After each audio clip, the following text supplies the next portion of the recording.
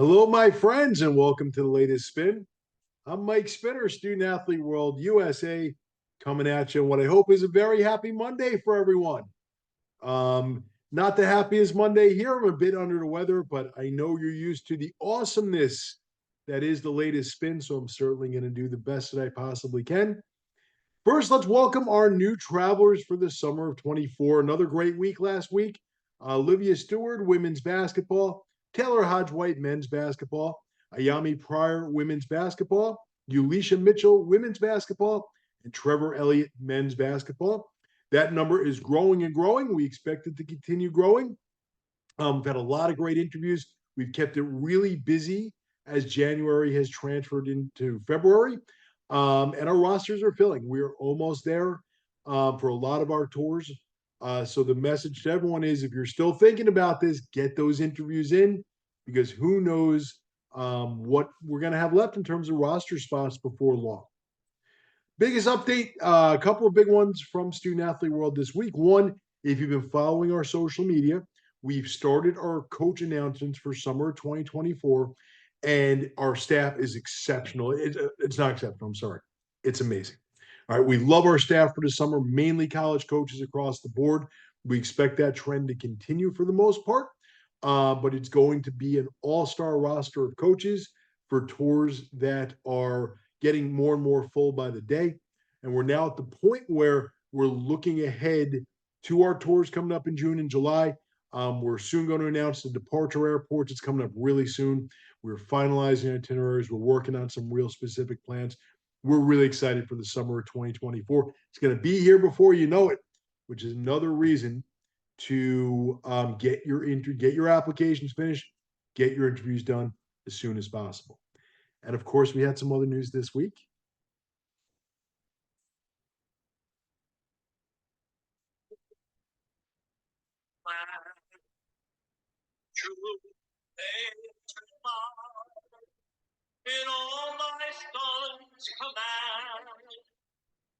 That's right, everyone.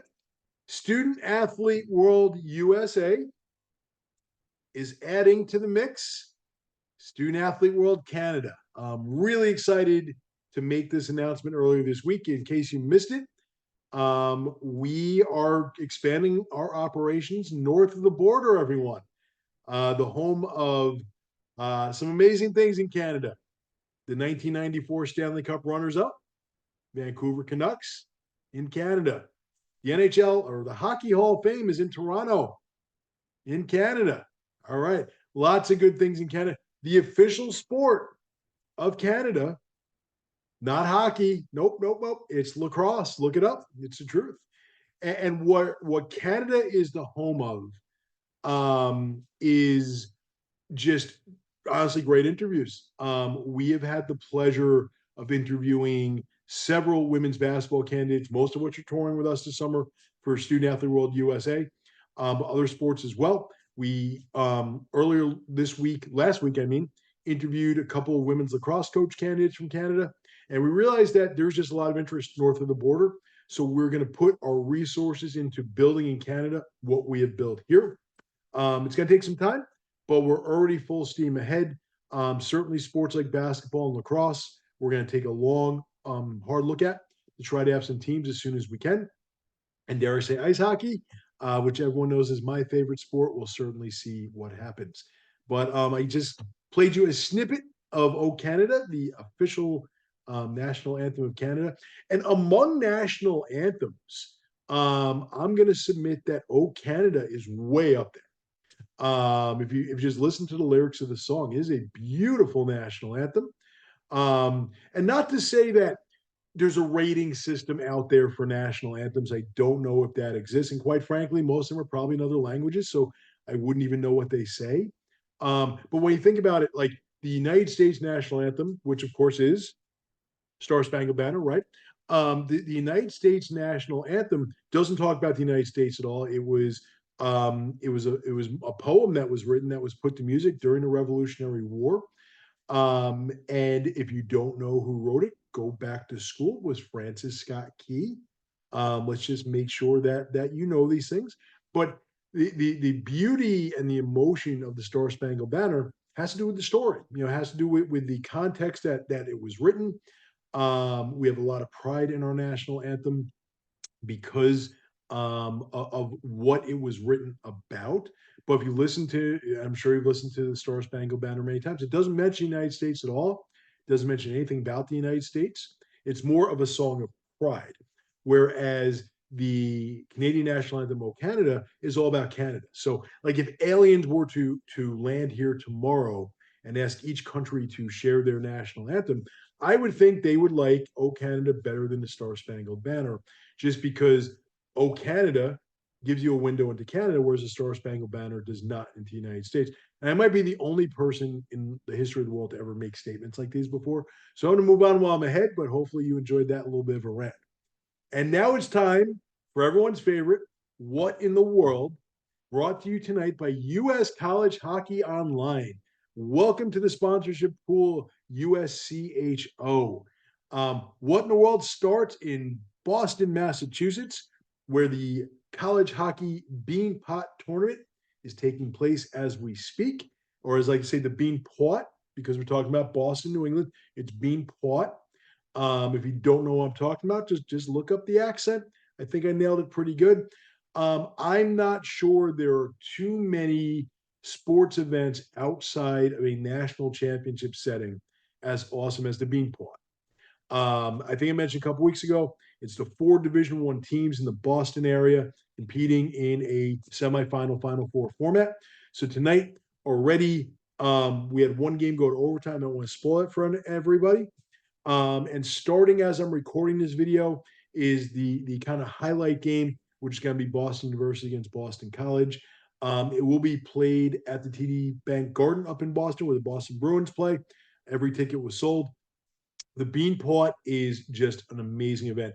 And as I said many times on this video, if you're looking for a sport experience as a viewer, especially this time of year, like when you think about it, the NFL has one game left. Last week I thought it was very depressing not having football. Baseball is not quite there yet. There's no more college football. So I think the sport environment right now is just slow and kind of lonely. You're missing some major sports. If you feel the same way, you're looking for something exciting to watch a really good college hockey game. If you have a chance, go to one. The difference is these big hockey schools in Division One, they have relatively small facilities. So a major Division One will have like an 8,000 seat arena, and some of these schools like Michigan and Minnesota, 30, 40,000 students. So the facilities get packed. The crowds are amazing. The atmosphere is tremendous. It's just a lot of fun, and the hockey's great too. If you have a chance to watch the Beanpot, the semifinals are tonight, and the championship game is a week from today, February 12th. Totally worth a watch. A lot of fun to watch. And the NCAA hockey tournament is just tremendous. Concludes with the Frozen Four. Again, if you're looking for a sport experience that maybe you haven't observed before, that is the one. Speaking of college hockey, big congratulations, Sacred Heart University men's ice hockey, for which I am a proud season ticket holder.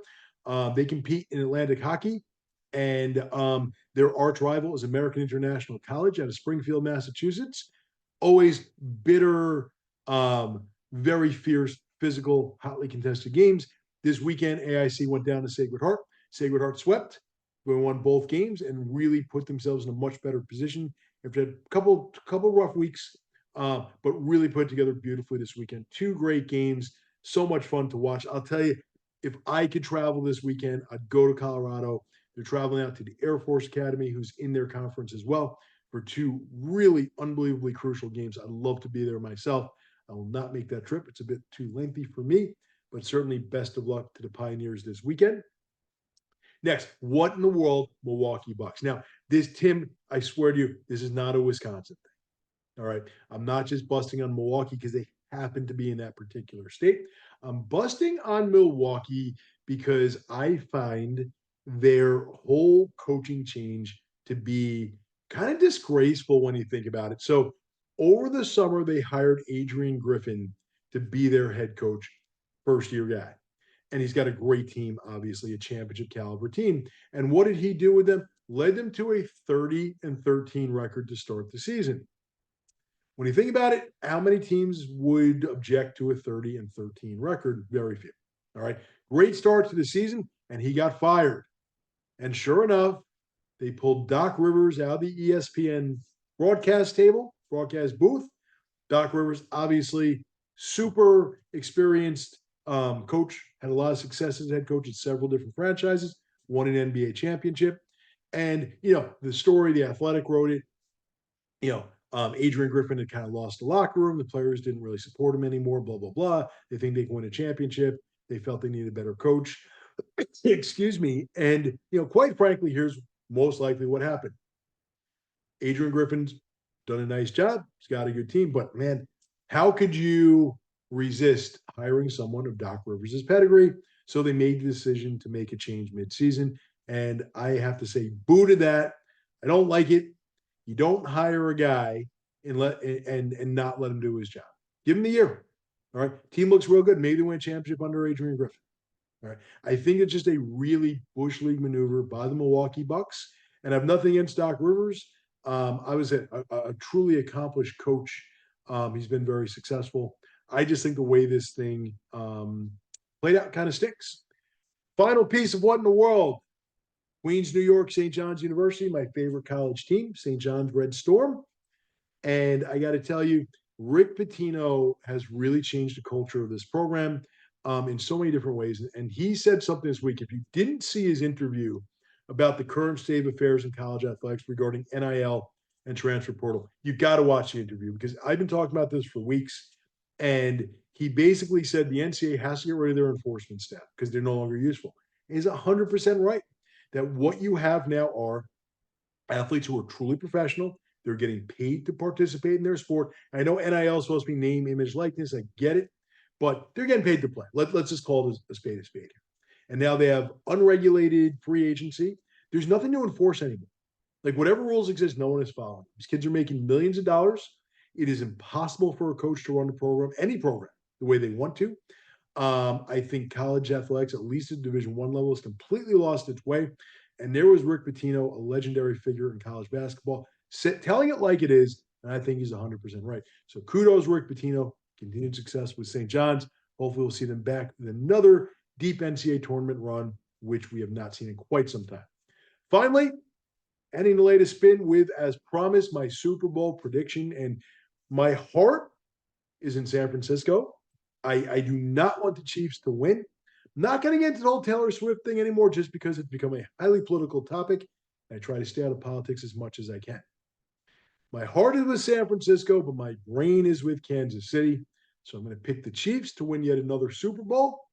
The over-under Taylor Swift sightings, I'm saying 24.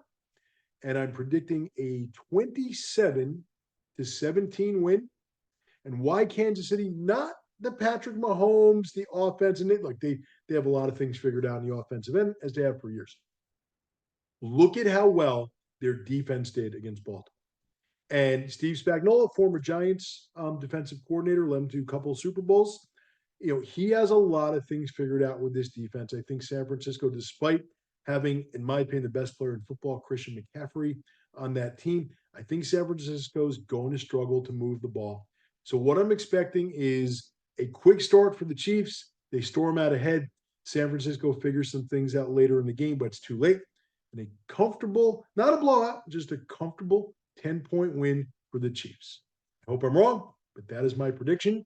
I would not say go to the bank with that one, but I certainly think I will turn out to be right. Looking forward to a great Super Bowl. Looking forward to seeing everyone next Monday. And as always, how do you change your life with one of our awesome tours? Go to studentathleteworld.com, complete your application, interview with me, and pack your bags.